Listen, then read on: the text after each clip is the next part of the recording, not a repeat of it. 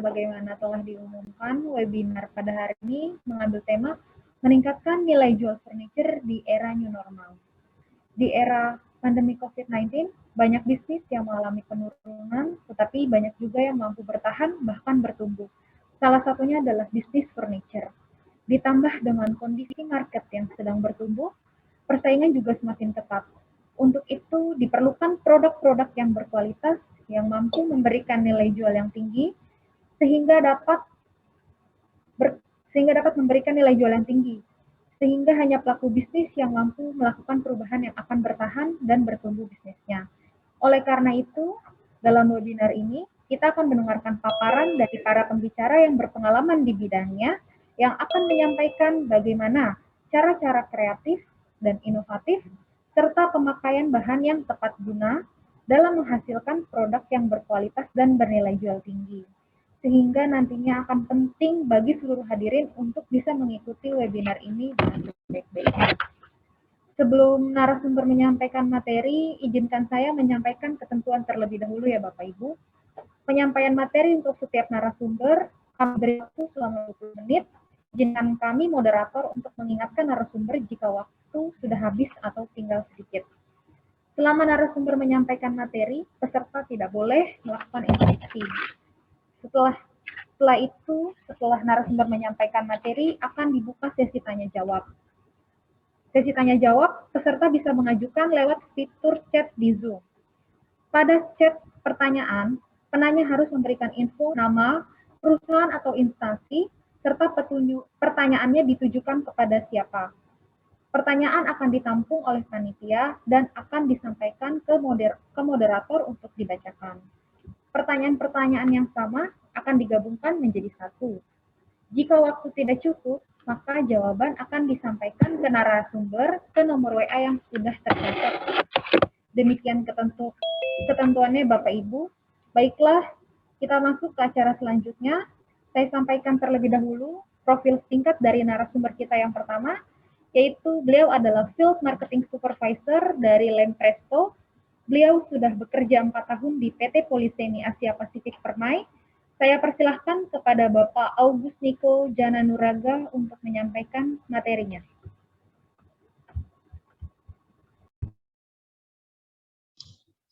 Oke, terima kasih host kita. Sebentar saya share screen dulu. Feedback Pak Niko, maaf. Ya, kayaknya udah. Oke. Udah di atas sih.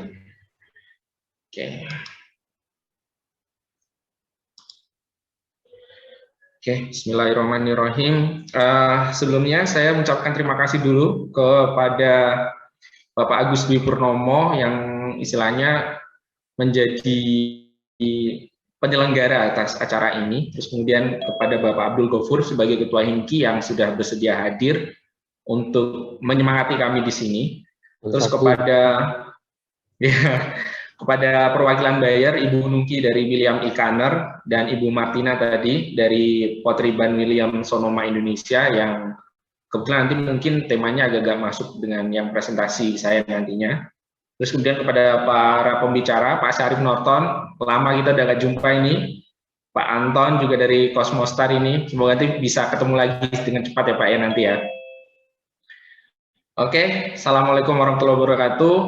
Perkenalkan, nama saya August Niko, panggil aja saya Niko. Saya kebetulan bekerja di Policemi, pegang retail untuk area Jateng dan Jatim. Di webinar ini juga saya mengajak beberapa rekan-rekan saya, yaitu ada Bapak Jayendra, beliau merupakan technical lab yang ada di Jakarta. Terus kemudian ada Bapak Juwadi, beliau yang membackup kami di sini sebagai technical support yang ada di Jawa Tengah. Terus kemudian saya juga mengajak tim marketing dari industri kami, yaitu ada Bapak Nathanael, dan kemudian juga ada Bapak Hengki Yudayana. Jadi teman-teman nanti kalau misalnya ada pertanyaan yang lebih mendetail mengenai penjualan atau mengenai technical bisa kontak ke saya atau ke beliaunya langsung. Oke, tidak berlama-lama saya akan mulai dulu presentasi saya ini. Saya akan mulai dari sejarah singkat Polychemy ya. Jadi kami sudah berdiri sudah lebih dari 40 tahun ya, dan kami memang core produknya itu ada di chemical dan adhesive. Jadi memang kita sudah apa ya istilahnya benar-benar lama di sini.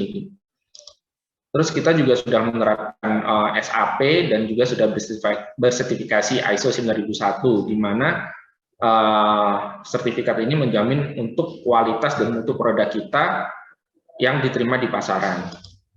Terus kemudian kita di sini ada 6 cabang. Jadi ada 5 di Indonesia dan 1 kebetulan ada di luar negeri, yaitu di Vietnam. Ada di Surabaya, Bandung, Semarang, Banjarmasin, Medan. Nah, kantor pusat kami itu ada di Jakarta Selatan, di Kebayoran Lama 15, dan pabrik kami itu ada di Cibinong. Oke, nah sebelum kita bicara mengenai lem, teman-teman semua, saya akan berbicara mengenai istilahnya kayak apa ya,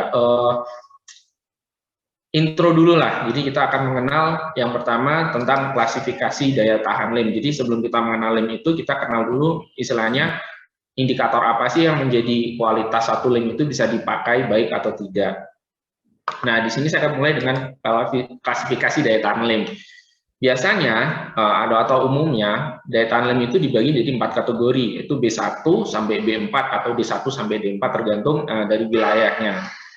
Nah, saya mulai dari D1 dulu. Ini biasanya lem-lem ini digunakan untuk interior, di mana moisture content di ruangan tersebut tidak melebihi dari 15%. Kemudian ada di bawahnya B2. B2 ini sudah lebih upgrade sedikit dengan moisture content tidak melebihi 18%. Dan juga sudah bisa terkena paparan air, meskipun tidak konstan airnya. Oke, terus kemudian ada lagi B3 atau D3, dia sudah lebih upgrade lagi dengan paparan air yang lebih panjang lagi. Di sini kita bisa sebut dengan biasanya ada water resistant, bukan waterproof ya, tapi masih water resistant. Jadi dia masih bisa terkena paparan air dengan jangka panjang, tapi tidak terendam. Dan bisa digunakan juga untuk eksterior. Terus kemudian yang paling tinggi di sini tesnya adalah B4 atau D4. Nah, kenapa saya menjelaskan ini? Karena nanti di semua produk kita itu sudah lulus uji daya tahan untuk lem ini. Oke. Terus tadi kita akan melanjutkan dengan sertifikasi yang sudah ada di pabrik kita. Yang pertama kita tadi sudah menerapkan ISO 9001, di mana mutu dan kualitas kita benar-benar terjamin, dan kita juga punya SOP yang ketat ketika barang ini keluar dari pabrik kita, sehingga barang ini bisa aman diterima oleh end user kita.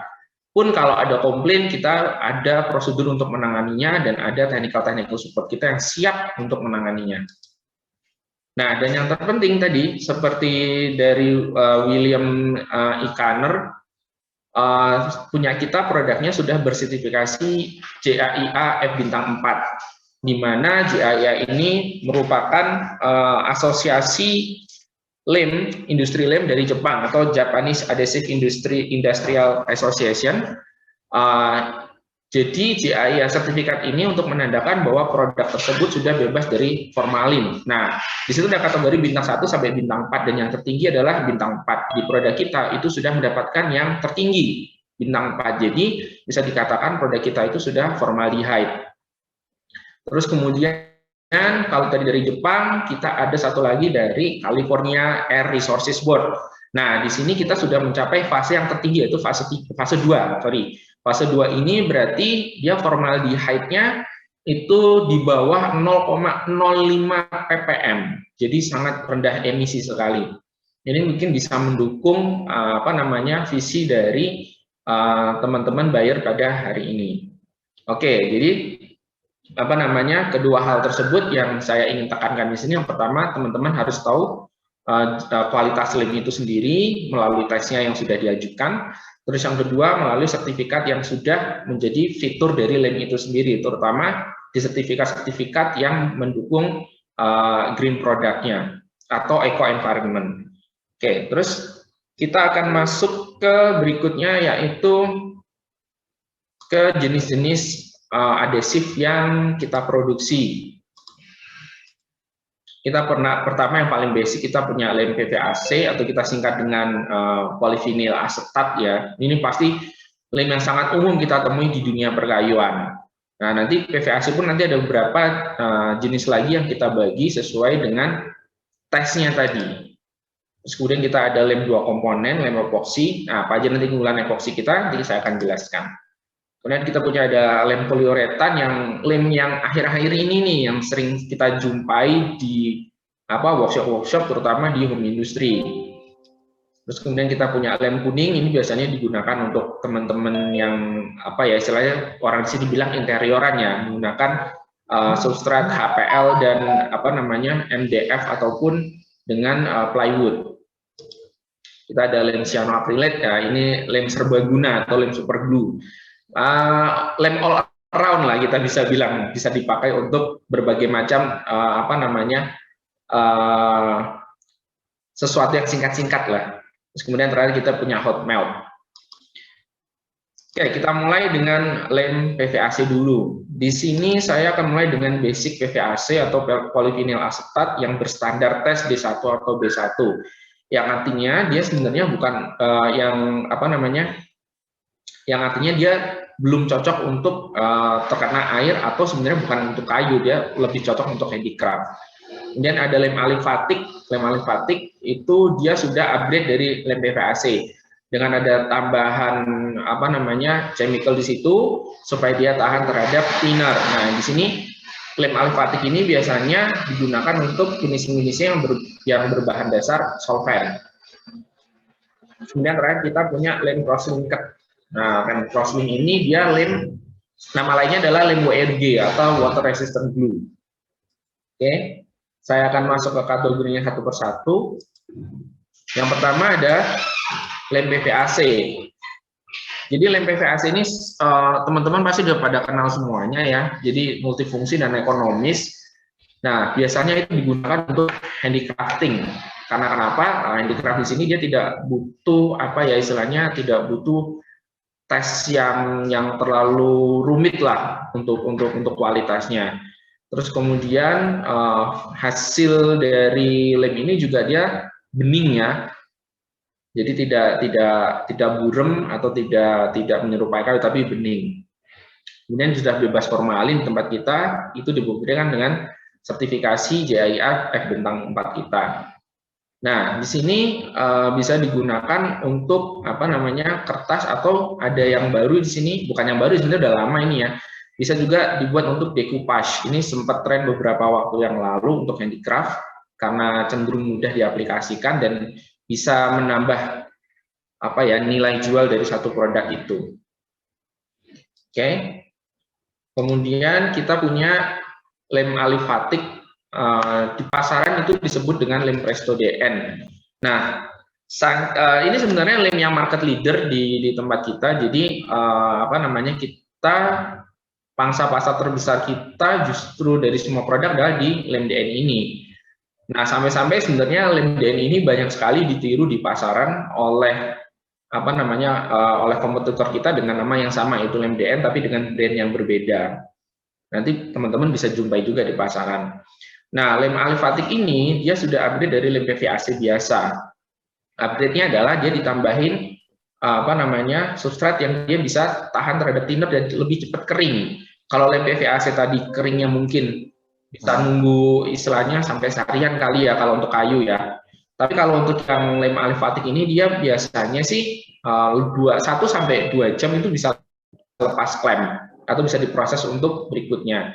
Nah, warna untuk lem alifatik ini cenderung ya pada umumnya itu kecoklat-coklatan atau menyerupai warna kayu. Ketika kering juga dia akan menyerupai warna kayu. Nah, kelebihannya adalah tadi tahan terhadap solvent, cepat kering, menyerupai warna kayu, hemat amplas. Di sini ada hemat amplas. Kenapa? Karena ketika dia sudah mengering, dia filmnya itu keras, tidak tidak lembek lah. Jadi ketika diamplas itu dia lebih gampang. Sebenarnya tidak ada garis lem, hanya menyerupai warna kayu.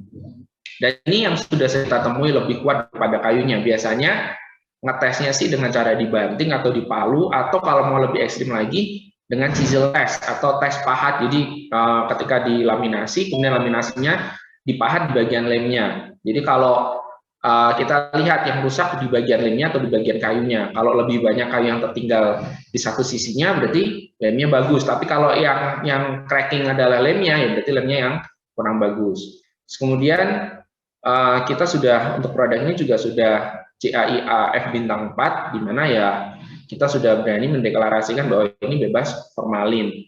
Kemasan yang kita sajikan juga berbagai macam ya, mulai dari kemasan hobis, yaitu dari 250 gram, sampai yang kemasan industrial 50 gram.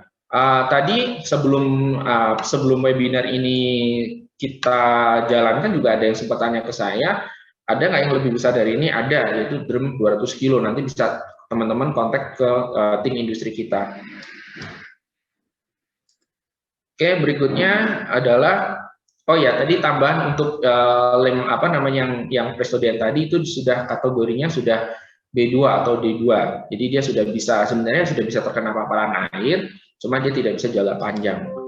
Nah, untuk lem berikutnya yaitu lem crosslink atau kita bisa bilang dengan lem WRG. Nah, kenapa kalau disebut crosslink? Karena dia di dalamnya ada substrat yang dia ketika kering secara kimiawi, dia itu substratnya lebih kuat daripada substrat tambahan lainnya, kayak misalnya ada air atau udara. Jadi dia bondingnya nggak terpengaruh sama air, atau ada substrat lainnya seperti kayak solvent dan lainnya. Jadi kalau ketika dia sudah kering kimia, dia maksudnya masih bondingnya masih kuat. Nah, di sini dia sudah tahan air dan solvent, kemudian bisa digunakan untuk eksterior. Meskipun tidak fully eksterior ya, maksudnya masih semi-semi eksterior, biasanya di teras atau di tempat-tempat ya yang udara terbuka itu masih oke. Nah, di sini kita sudah ada food grade. Jadi di sini ketika dia terkena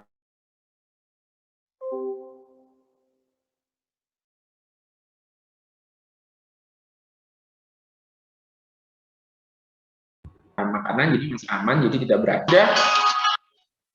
Kedua, ya. Kemudian hasil filmnya juga jernih atau transparan.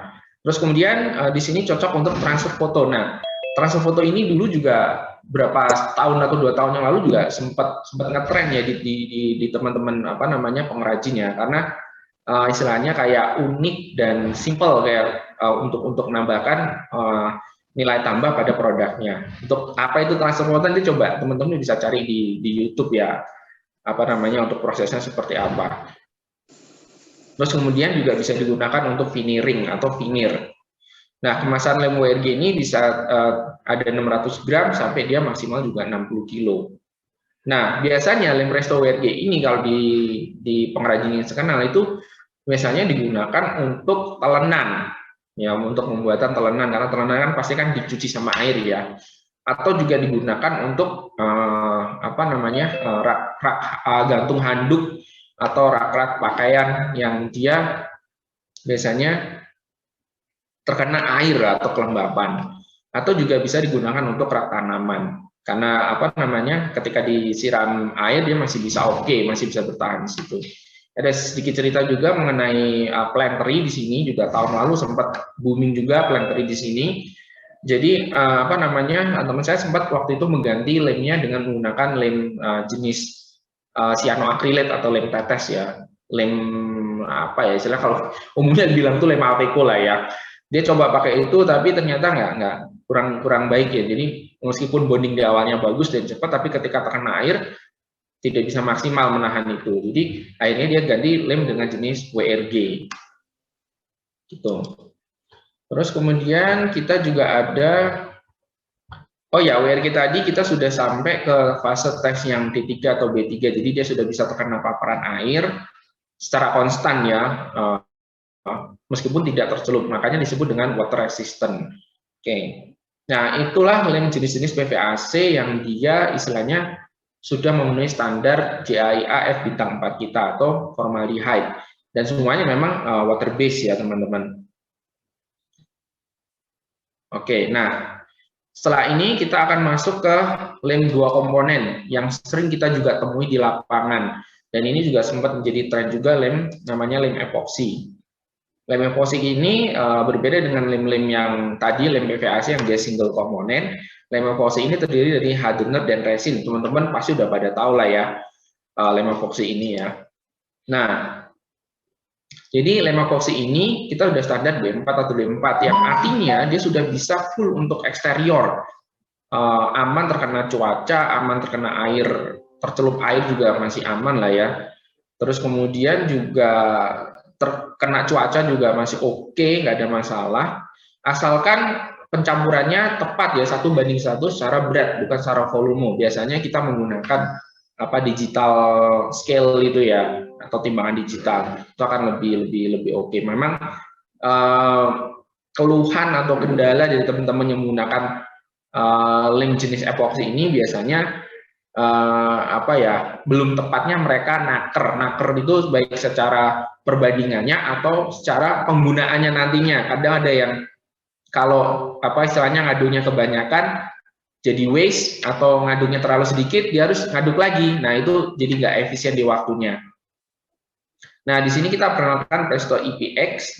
Presto EPX ini kelebihannya adalah dia tidak menimbulkan garis lem. Jadi di saat salah satu kelemahan terbesar dari epoxy itu adalah dia akan menimbulkan garis hitam untuk laminasi. Nah, tapi untuk EPX ini kita sebut dengan epoxy non blue line atau tidak ada garis lem. Ya, jadi benar-benar mengisi celah dan benar-benar nanti hasilnya itu sama dengan warna kayunya. Oke. Terus kemudian bisa digunakan untuk kayu basah dan kering. Ini tapi sebenarnya untuk rekomendasinya untuk kayu kering ya teman-teman. Oke, tersedia hanya satu kemasan aja, kita 600 gram. Sini bisa untuk rumah kayu, lantai kayu yang terkena air langsung. Terus kemudian meja yang dia dikombinasi dengan besi juga masih oke, nggak ada masalah. Ada juga bisa untuk ngelem besi, tapi besi yang unfinished.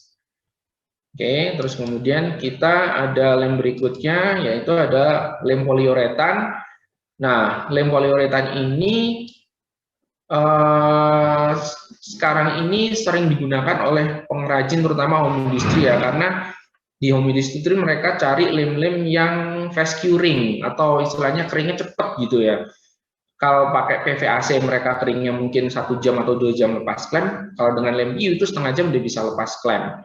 Dan ini juga menjawab salah satu fenomena yang beredar di home industry ya. Karena kenapa kok saya bicaranya home industry, karena rata-rata di retail yang saya temui itu memang home industry yang dia belum mengenal tanda kutip sebenarnya sudah mengenal sih, tapi karena terkendala biaya produksi dan bahan baku hanya mereka menggunakan kayu-kayu yang tidak kering secara sempurna.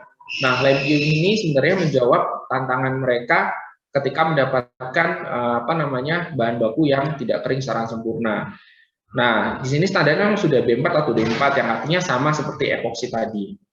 Cuman kalau lem Presto PU ini digunakan untuk substrat yang MC-nya di atas 20%. Jadi memang kadar MC-nya tinggi sekali gitu ya. Memang nanti kelemahannya kalau misalnya muai susut kayunya terlalu ekstrim ya pasti akan cracking. Pak Niko, ya. Minta tolong waktunya. Kurang berapa menit Pak saya Pak? Oh, dipercepat Pak. Oh iya siap, saya percepat. Kurang berapa menit? Oke. 3 menit. 3 menit. Oke ya. Oke, ini PU saya digunakan untuk bisa kayu besi juga atau bisa kayu. Oke, saya akan percepat aja teman-teman, nanti bisa ini ya. Ini kita ada lem kuning juga, kontak adhesif. Di sini kita punya varian spray. Di sini memang salah satu varian unggulan kita di lem kuning ini, di lem spray ya. Nanti teman-teman bisa tanyakan lebih lanjut ke kita. Nah, salah satu kelebihan kita di lem kuning ini, meskipun solvent base, tapi dia baunya tidak menyengat atau tidak membuat kita tidak terus membuat kita mabuk ya. Karena ini salah satu kelemahan dari lem kuning, buat pusing biasanya ya. Oke, yang terakhir kita ada lem cyanoacrylate atau lem tetes. Lem super glue ya, dengan kecepatan kering 5-15 detik pada umumnya. Ini biasanya digunakan untuk handicraft atau repair. Nah, di sini akan saya menjelaskan sedikit aja, mungkin ada tambahan sedikit aja. Optimalisasi aplikasi. Di sini saya akan coba menjelaskan bahwa lem PVAC, alifatik, dan cross-linked itu sebenarnya optimal digunakan untuk laminasi. Kedua baru untuk konstruksi dengan MC 8-12%. dan dengan kondisi kayu dengan density kayu soft ke medium, jadi optimal. Terus kemudian epoksi itu sama laminasi tapi lebih ke konstruksi dengan MC 8 dan 2 sampai 12%, atau kita bisa bilang dengan kayu kering dengan density medium ke hard. Jadi kalau teman-teman punya kayu yang dia density-nya medium ke hard, usahakan menggunakan lem jenis epoksi. Tapi kalau yang soft ke medium, usahakan jenis lem yang PVAC. Terus kemudian poliuretan juga sama dengan epoksi, cuman yang membedakan dia hanya MC-nya basah sekitar 20%. Cyanoclear untuk handicraft, dan kontak adhesif itu hanya untuk HPL dan plywood. Jadi teman-teman bisa nanti cek lagi optimalisasi aplikasinya, nanti bisa kita sharing di kemudian hari. Oke, di sini kita juga membuka kelas kayu ya. Jadi kita ada kelas kayu sendiri namanya Makerspace. Di sini kita mengajarkan kepada teman-teman yang baru memulai perkayuan untuk sama-sama ayo kita belajar di sini. Nah, biasanya kelas kayu ini berbayar, diadakan setiap weekend, sementara masih tersedia di Jakarta ya untuk yang regulernya. Untuk yang non-regulernya bisa kontak ke saya untuk Jawa Tengah dan Jawa Timur. Nanti saya bisa konekkan ke teman-teman yang bisa menyelenggarakan lem kayu Makerspace ini. Oke, saya rasa dari saya itu saja. Sebelum saya tutup, saya akan tutup dengan quote, yaitu tidak ada lem yang paling bagus atau buruk ya. Yang ada hanya lem yang tepat penggunaannya terhadap substrat dan cara aplikasinya teman-teman, sehingga mendapat hasil yang optimal. Jadi lain kali ketika ada terjadi trouble di produk mengenai lem, coba kita sama-sama gali permasalahannya di mana, apakah sudah optimal atau belum lemnya tersebut dipakai, caranya dan substratnya. Demikian dari saya, terima kasih. Waktu dan tempat saya kembalikan ke panitia. Assalamualaikum warahmatullahi wabarakatuh. Terima kasih Pak Niko.